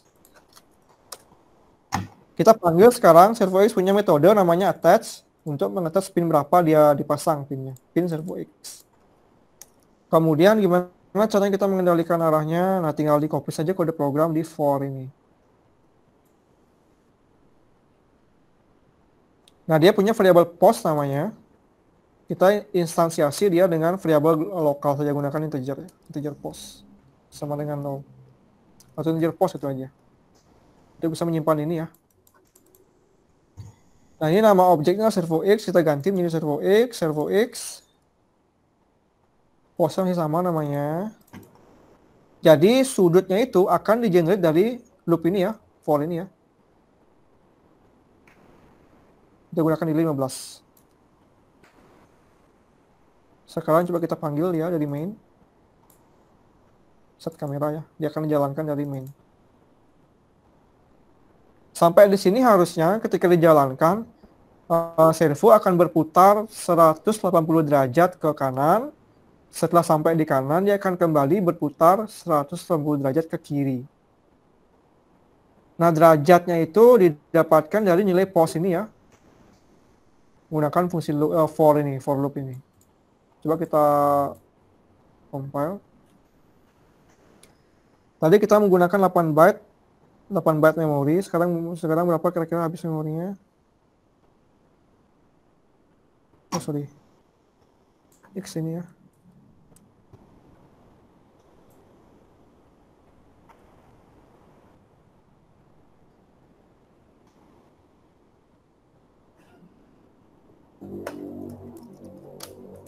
Nah, ini ganti namanya menjadi pin.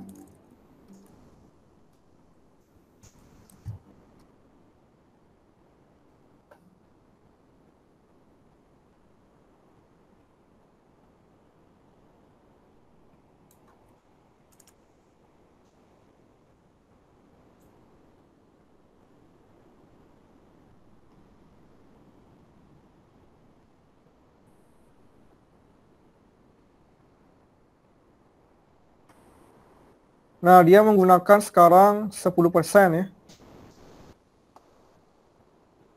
Nambah lagi 2% untuk si servo ini. Karena setelah dipanggil, dia akan langsung memanggil si ini. Jadi berkurang dia 2%. Nah, di sini ada 2%, di sini yang kalian lihat, ada sketch, ada dynamic memory ya. Bedanya apa Pak kira-kira? Bedanya adalah sketch ini adalah hard disk ya, storage space-nya hard disk. Hard disk-nya si Nano Atmega 328 itu ukurannya adalah 32 KB. Jadi kode program itu disimpan di hard disk-nya dia, di flash-nya dia. Itu ukurannya 32 KB, nggak banyak. Memori RAM itu cuma 2 KB. Nah, sudah selesai di-compile, coba kita run. Nah, berputar ya. Ini kalau kalian lihat, dia berputar sampai berapa ini? 90 ya. Karena kan dia bisa 180, benar nggak? Jadi ke kiri 90, ke kanan 90. Jadi bekerja, kode programnya bekerja ya. Jadi servonya bekerja, sudah jalan ya. Pengkabelan sudah benar pengkabelannya.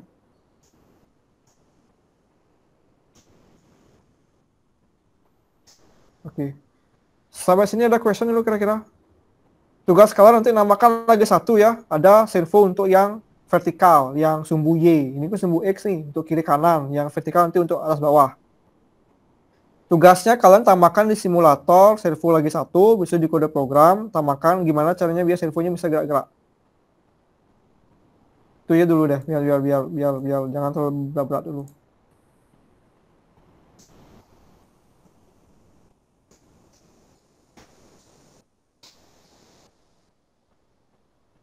Sampai sini ada question dulu kira-kira?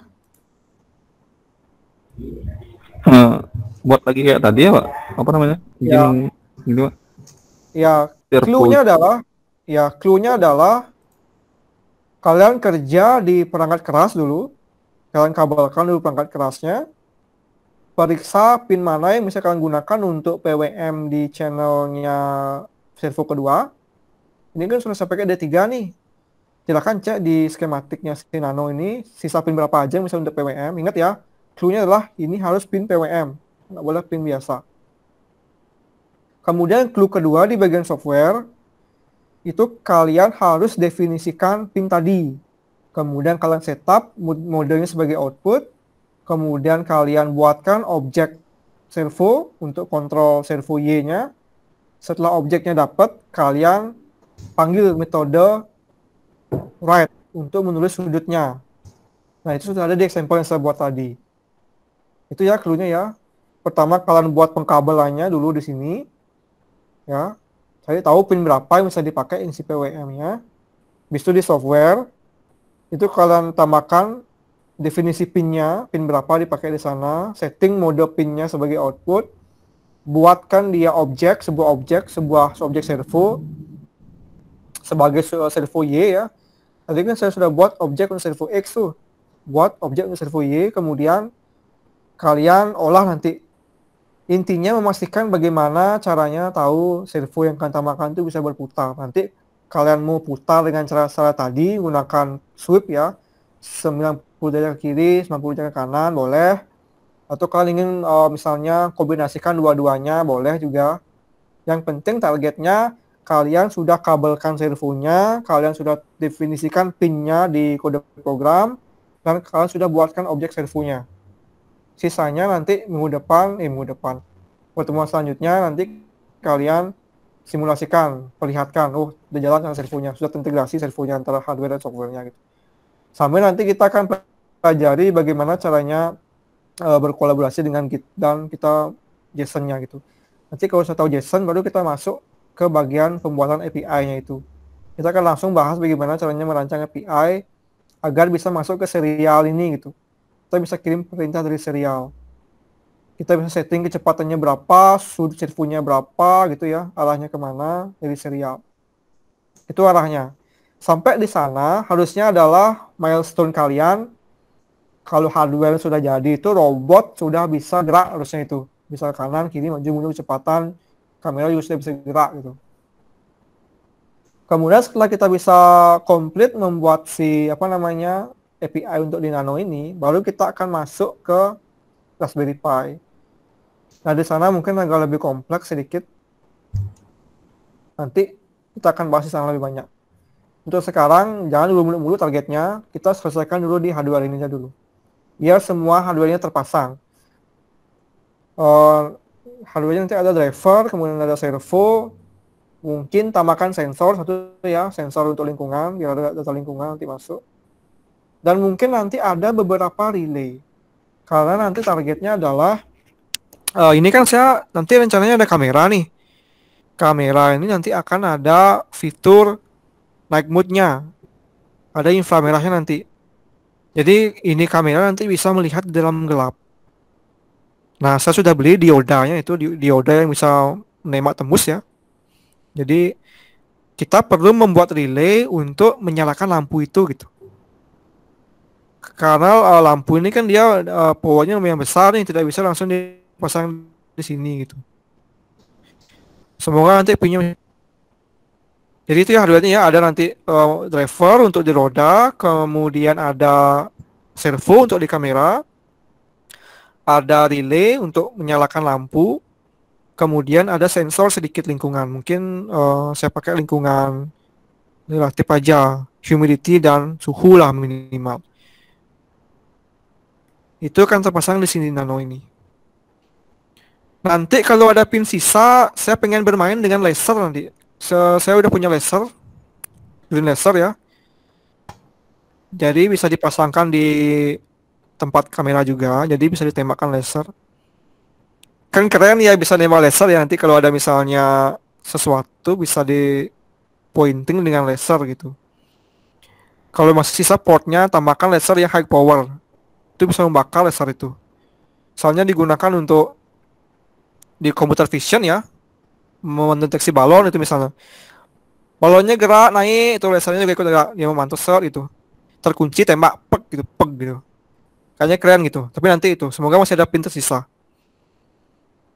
Nah, sementara ya kita masih fokus sini ya. Usahakan nanti server sudah berfungsi, kemudian ini berfungsi, kita masuk ke JSON, baru kita kembangkan yang itu. Kira-kira itu dia saya. Ada question lagi kira-kira? Sudah jam 11 ini ya.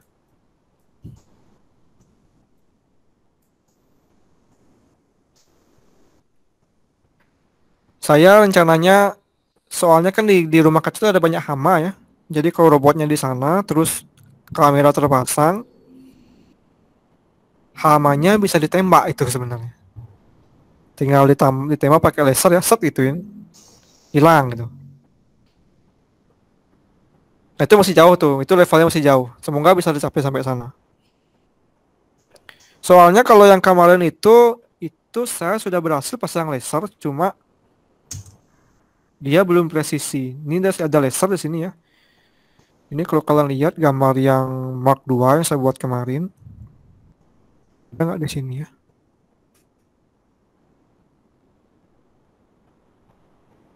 Nah, ini gambar robot rupanya. Nah, di bagian atas ini saya tempelkan laser dua, satu laser rendah daya, satu laser high power. Coba saya buka gambarnya. Yang rendah daya ini warnanya merah, dia lebih kecil ukurannya, di sini nggak kelihatan ya. Ini coba saya zoom. Nah, di bagian kepala ini dia ada LED untuk menembak memperjelas kamera. Ada laser high power, ada laser yang kecil untuk pointing. Nah, kalau pinnya masih sisa, semoga masih sisa, nanti kita akan pasangkan juga laser untuk pointing. Jadi bisa ditunjukkan nanti sebagai penunjuk kemana robotnya mengarah gitu. Warnanya merah. Ini tidak berbahaya bagi manusia. Jadi kalau dilihat orangnya nggak celaka ya, karena dia low power. Sama kayak pointing untuk di presentasi itu ya, merah warnanya. Nah, yang berbahaya itu yang ini, yang besar ini. Nah, dia itu high power, dia bisa membakar. Kemarin itu ini rangkanya rumit. Dia memiliki pin tambahan, jadi bisa saya pasang. Ini di Nano ini belum saya hitung pinnya apakah bisa dia masang ini. Seandainya bisa, ini kan sangat membantu ya. Kalau kita taruh di greenhouse, kita pantau pakai kamera, ada belalang makan daun, tinggal tembak aja pek gitu. Nah, kita bisa usir nanti hamanya. Nanti jadinya seperti ini kira-kira.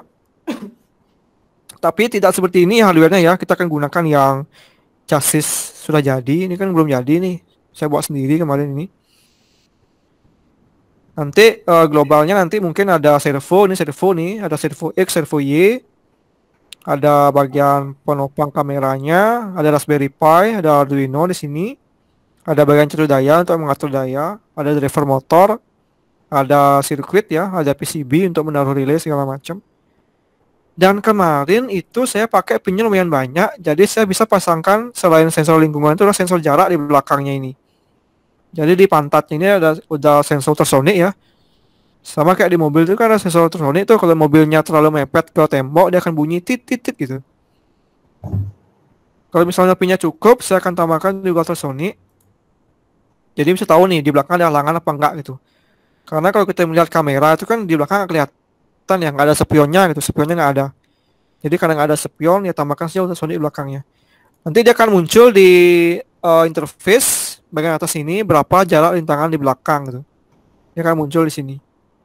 Jadi kelihatan nanti kalau di belakang ada halangan dia akan menunjukkan pesan atau nanti bisa diatur apakah robotnya diam atau gimana gitu. Nah, itu kira-kira perangkat kerasnya ya. Jadi kesimpulannya adalah di perangkat keras ada drive ya untuk di motornya, di rodanya. Ada kemudian servo yang paling penting untuk kamera. Itu ya dulu, sisanya nanti kita urus belakangan kalau ada sisa pinnya masih.